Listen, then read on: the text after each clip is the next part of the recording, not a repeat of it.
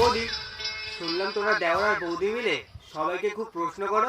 হ্যাঁ ধরি তো। ঠিক আছে ধরো। তোমাদের সব প্রশ্নের উত্তর আমরা দিয়ে দেবো। তোদের এনার্জি দেখে তো মনে হচ্ছে তোরা সব প্রশ্নের উত্তর দিবি, তাহলে তো তোদের একটু কঠিন প্রশ্নই ধরতে হবে, কি বলিস?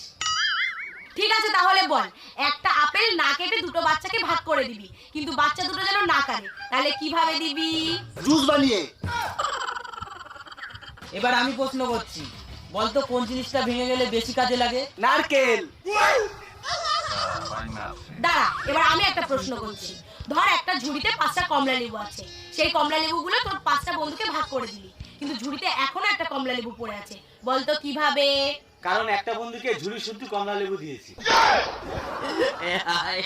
আচ্ছা বলতো, এরা বাপ বেটা ওরা বাপ বেটা তালতলা দিয়ে যায়, 3টে তাল পড়ে থাকলে ওরা সমানভাবে খায়, বলতো কিভাবে? কারণ ওরা দাদু বাবার ছেলে।